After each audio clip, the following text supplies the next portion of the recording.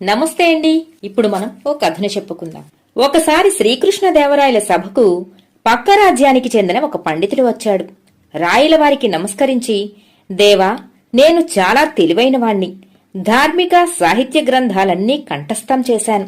మీ సభలో ఉన్నవారు ఒక్కరైనా నన్ను ఏ విషయంలోనైనా ఓడిస్తే నా జీవితకాలం మీకు బానిసగా ఉండిపోతాను అన్నాడు.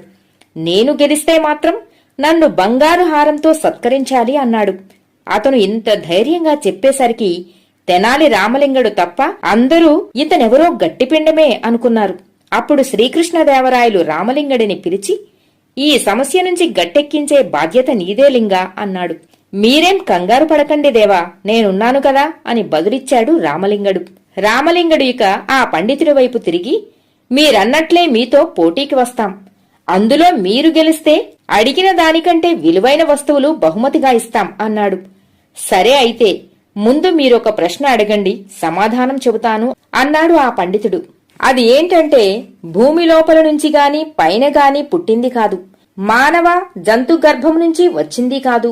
అలాంటి వాటితో తయారైన దాన్ని మీకు బహుమతిగా అందజేస్తాం. అదేంటో చెప్పండి చాలు అన్నాడు రామలింగడు.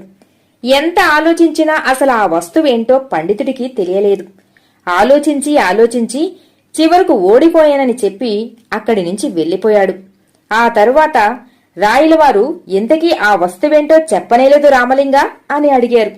ఏమీ లేదు దేవా, ముత్యాలహారం అన్నాడు రామలింగడు. తన సమయస్ఫూర్తితో ప్రవర్తించి గెలిపించిన రామలింగడిని మెచ్చుకుని మెడలో మంచి ముత్యాలహారాన్ని వేశాడు శ్రీకృష్ణదేవరాయలు. కథ సమాప్తం.